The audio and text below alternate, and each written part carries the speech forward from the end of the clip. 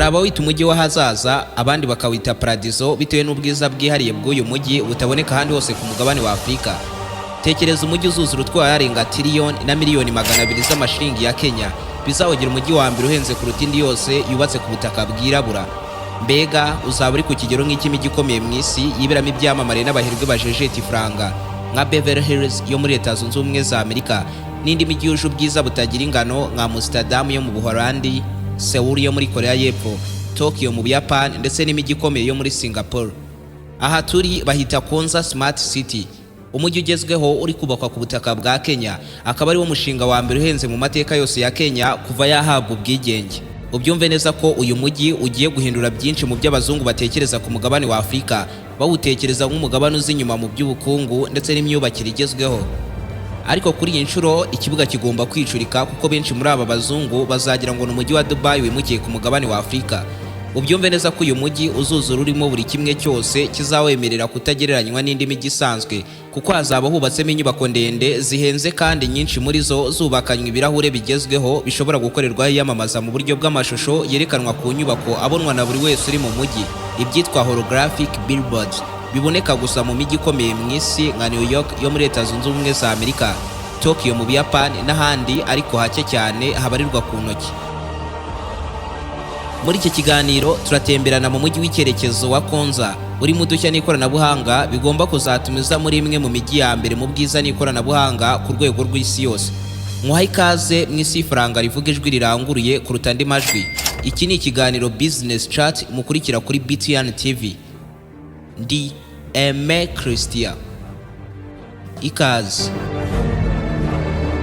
Promosi idasanzwe ku ndwara zitandukanye harimo nka diabete, hypertension, hepatite, impyiko na prostate. Waba sugira ububabare mu nda bushingiye ku moko y'inzoka zitandukanye nka amibe, teniya n'izindi, cyangwa ukunda kugira ibibazo byo mu nda bidasobanutse, ufite saho bw'indwara z'uruhu cyangwa ukeka ko wahumanyijwe, yabazaniye promosi idasanzwe kuko ubu kuvurwa ari nk'ubuntu. Abangaba bafite inkomoko muri Tanzania kuko bakorera muri East Africa yose ndetse bagakorera no mu Rwanda. Bafite ubunararibonye mu kuvura bakoresheje imiti ikomoka ku bimera. Bavura cyane abagore bakunda kugira ibibazo mu myanya y'ibanga nk'ama infection, imihango idakama n'ibindi. Bavura kandi n'abagabo bagira ubushake buke mu gutera akabariro n'abatishimira ingano y'igitsina cyabo. Bakagira umwihariko kandi mu kuvura bakeka ko bahumanyijwe cyangwa barozwe. Ni inzobere mu by'ubuzima, bahamagare kuri nimero ziri kuri ekara yawe bagufashe. Akarusho nuko aho waba uri hose ku isi bakugezaho imiti yabo kuko bakorana na DHL.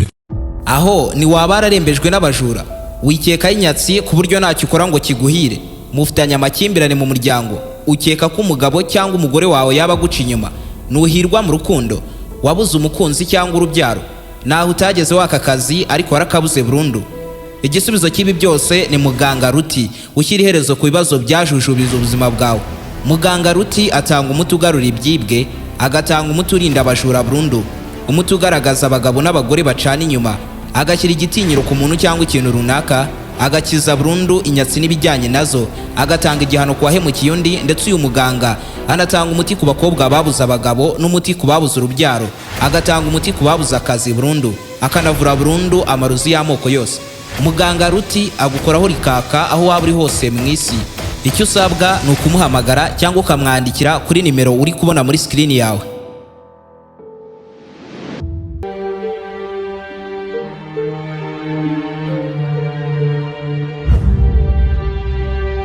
Aha turi ni muri Kenya, igihugu gifite abaturage bagera kuri miliyoni 57,500 batuye ku butaka bufite ubuso bwa kilometero kare 580,337.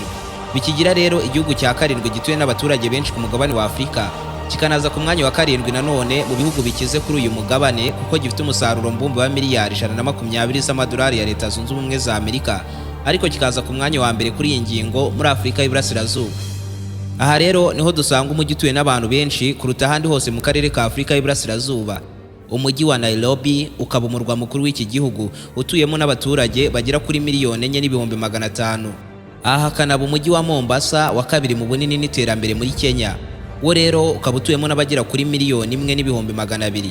Isibye ko ari umujyi uza mu ya mbere myiza muri Afurika y'Iburasirazuba, ni n'amarembo magari yinjirizwamo ibicuruzwa byose bituruka imahanga byoherezwa mu bihugu byose byo muri Afurika y'Iburasirazuba biciye mu nyanja y'Abahinde. Binumvikane ko rero kuba uyu mujyi wegereye inyanja binatuma usurwa na ba mukerarugendo benshi buri mwaka baza kurira yabo ku mucanga wo ku nyanja. Ariko iyi mijyi yose siyo tugiye kuvugaho uyu munsi, ahubwo turerekeza mu mujyi mushya w'icyerekezo uri kubakwa ku butaka bwa Kenya mu birometero 60 mu majyepfo y'Iburasirazuba bw'umujyi wa Nairobi. Uyu ni umujyi urenze kuba ari umujyi gusa, ahubwo ni umujyi w'ikoranabuhanga rigezweho, ariyo mpamvu witwa Konza Smart City. Ubyumve neza ko mu isi hose imijyi isanzwe iri ku kigero nk'cy'uyu mujyi uzaba uriho n'uwuzura ari imijyi ikabakaba mu magana, kandi hafi ya yose yibereye i Burayi ndetse na Amerika, kandi myinshi muri yo ihuriye ku kuba yarahoze kuva na kera iyoboye indi mijyi yose mu iterambere. Ariko uyu munsi iyi mijyi iri gukora ibishoboka byose mu kongera ikoranabuhanga kugira ngo yisange mu cyiciro cy'imijyi igezweho y'uyu munsi yifuzwa na buri wese mu isi. Smart City. Ibaze ko imijyi nk'iyi yubatswe kuva kuri zero igomba kuzuzura ari imijyi igezweho ku mugabane wa Afurika ibarirwa ku ntoki, irimo nka Kigali Innovation City izwi nka Vision City iri mu Rwanda, umujyi wa Eco Atlantic Nigeria iri kubaka mu nyanja Atlantic, Konza Smart City yo muri Kenya n'umurwa mukuru wa Misiri iri kubaka uzarangira mu myaka 15 iri imbere. Igituma rero uyu mujyi Konza Smart City ugomba kuzafatwa nk'umurwa mukuru w'ikoranabuhanga ku mugabane wa Afurika, kandi ukanisanga ku mwanya wa mbere mu mishinga yose yigeze ibaho yo kubaka imijyi igezweho ku mugabane wirabura, harimo n'uko uyu mujyi uzaba ari wo mujyi munini w'icyerekezo uzubakwa ku mugabane wa Afurika, kuko ugomba kuzuzura uri ku buso bwa kilometero kare 20 na metero kare zikabakaba muri 300, ahantu hangana nk'uko hahuriza hamwe ibibuga by'umupira w'amaguru bikabakaba mu 3780, bukaba rero ubunini bungana nka 1/2 cy'umurwa mukuru w'Ubufaransa Paris. Ndetse ikirenzeho nuko uyu mujyi wa Konza Smart City uzuzura utwaye yagera kuri tiriyoni na miliyoni 200 z'amashiringi ya Kenya. Aya akaba asaga miliyari 10 z'amadolari ya Leta Zunze Ubumwe za Amerika. Aya mafaranga akubye mu bwinshi inshuro hafi 5 ayashoye kugira ngo hubakwe ikibuga cy'indege mpuzamahanga cya Bugesera International Airport yizuzura itwaye arenga miliyari 2 na miliyoni 500 z'amadolari ya Leta Zunze Ubumwe za Amerika. Iki kibuga nacyo kandi kizuzura kiri mu bibuga by'indege bya mbere byiza ku mugabane wa Afurika. Abanyakenya bitewe n'ikoranabuhanga rizaba riri muri uyu mujyi bahisemo kwita Silicon Savannah, bawitirira umujyi w'icyerekezo wo muri Leta Zunze Ubumwe za Amerika witwa Silicon Valley, ufatwa nk'icyicaro gikuru cy'ikoranabuhanga mu isi, kuko isi iramutse yisanze idafite uyu mujyi yahita yisanga mu bihe bidafite icyo bitandukaniyeho na gito n'ibihe byo mu 1800 cyangwa imyaka yibanjirije, kuko muri Silicon Valley ariho hakorera ibigo by'ikoranabuhanga bikomeye mu isi nka Apple ikora amatelefone na mudasobwa biyoboye ibindi mu isi hose, hakanakorera kompanyi ya Alphabet yamenyekanye nka Google, hagakorera ikigo cya Meta gifite mu nshingano imbuga nkoranyambaga nka Facebook, WhatsApp na Instagram, hakaba uruganda rwa Tesla rukora imodoka z'amashanyarazi zigezweho rwamenyekanye mu gukora imodoka nka Cybertruck iri mu zivugisha benshi ku mbuga nkoranyambaga, hakaba Intel ikora ama microprocessor akoreshwa n'ibyuma by'ikoranabuhanga, wongeyeho na kompanyi ya Netflix itunganya ikanacuruza filime kuri internet. Muri uyu mujyi wa Silicon Valley ni naho hibera ama university akomeye mu isi yagiye yigamo benshi mu baherwe bayoboye abandi mu isi hose. University zirimo nka Stanford University na University ya California iherereye ahitwa Berkeley. Mbega Silicon Valley kuva na kera ifatwa nk'agace gakuza ba rwiyemezamirimo b'udushya tudasanzwe mu ikoranabuhanga rigezweho, ndetse ahanini n'abanyakenya bahera bavuga ko bari kubaka Silicon Valley ya Afurika.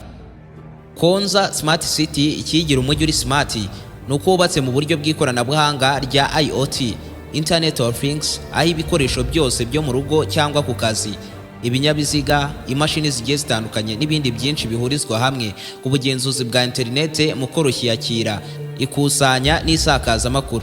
Nk'urugero rw'ikoranabuhanga rya IoT ni nko kuba wakwambara isaha ariko inafite ubushobozi bwo kuba yagenzura igipimo umutima wawe utereraho, hagira igihinduka mu buryo umutima wawe usanzwe utera, isaha wambaye igahita yohereza ubutumwa kuri telefone yawe bukumenyesha ko umutima wawe ugize ikibazo, cyangwa se ukaba ufite nka firigo ishobora kuba yakohereza ubutumwa kuri telefone yawe bukumenyesha ko amata ari kugushirana ukeneye kugura andi.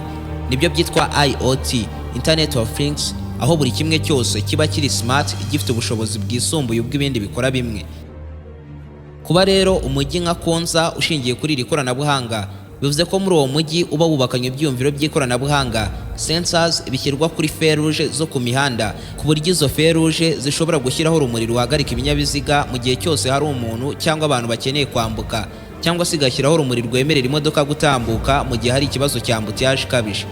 Muri uyu mujyi kandi unahasangamo za puberi zigezweho ku buryo zuzuye z'ubwazo zihita zohereza ubutumwa bumenyesha ko zuzuye ku bashinzwe ikusanyamyanda, maze bagahita bohereza imodoka iza kuyitwara. Ubyumve neza ko muri uyu mujyi haba hamanitsemo za kamera z'umutekano CCTV ziba zubakanywe ibyumviro bigezweho by'ikoranabuhanga bigenzura kugendagenda kose kubayeho muri uyu mujyi, kandi ibi byose bikoranye ubwenge bw'ubukorano AI Artificial Intelligence bifasha mu gusesengura niba ibyo kamera n'ibyumviro by'ikoranabuhanga ziri gufata nta kibazo kirimo. Byaba birimo ikintu kidasanzwe, kamera z'umutekano ubwazo zigahita zohereza ubutumwa ku bashinzwe umutekano zisobanura ko zibonye ikintu runaka ahantu runaka kandi icyo kintu giteje ikibazo. Iri hanahana amakuru ryose ribera muri uyu mujyi riba ryakoreshejwe impuzanzira ry'inziramugozi rya LPWAN Low Power Wide Area Networks. Mbega uyu mujyi wubatse ku rwego rw'uko niwuzura ibigo byinshi by'ikoranabuhanga bizawuzuzamo amashami yabyo akorera ku mugabane wa Afurika.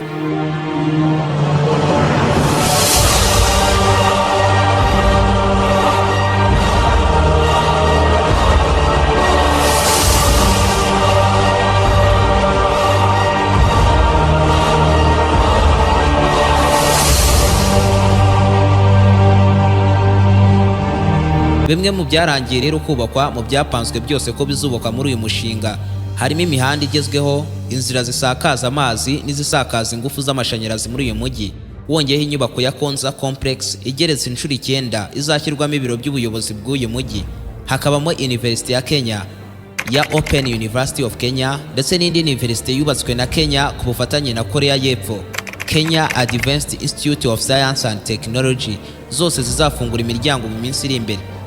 Umujyi wa Konza unubatse mu buryo bugezweho bw'imyubakire bwa 15 minutes model, aho umujyi uba wubatse muri ubu buryo amashuri, ibitaro, ibiro, amaduka, za banki n'ibindi bikorwa remezo biba byubatse mu buryo bwegeranye cyane ku buryo abawubamo bashobora kumara hafi umwaka bataragenda mu modoka, kubera ko aho bakeneye kugera hose mu mujyi baba bahagera bakoresheje amaguru gusa.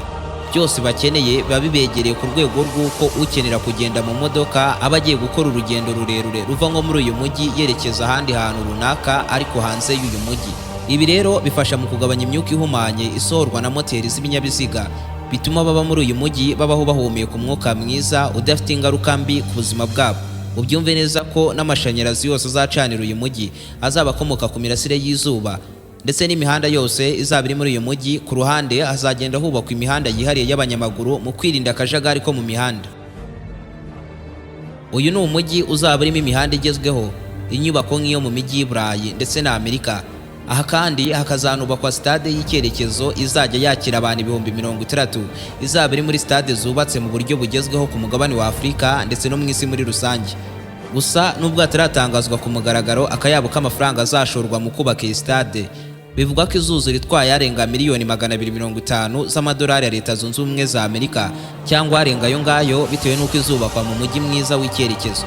Hakaba n'amakuru avuga ko rero bishoboka ko muri uyu mujyi mu minsi iri imbere hazongerwamo imihanda yihariye ya za gari ya moshi zizajya ziva muri uyu mujyi zerekeza i Nairobi mu murwa mukuru wa Kenya. Uyu mujyi kandi uzajya ukoresha interinete yihuta ku rwego rwo hejuru, izajya isakazwa muri uyu mujyi hakoreshejwe imigozi yihariye ya fiber optics itwara interinete ku muvuduko wa gigabit 400 kuri buri segonda. Bibarwa ko ibi byose bigize uyu mujyi bizarangira kubakwa mu mwaka wo muri 2030. Maze guhera icyo gihe Konza Smart City ifata inkoni y'icyuma iyobora imijyi yose yo ku mugabane wa Afurika mu iterambere n'ikoranabuhanga rigezweho rikoreshwa mu isi ya none. Mbega uyu mujyi uzaba umeze nk'ijuru rya Afurika.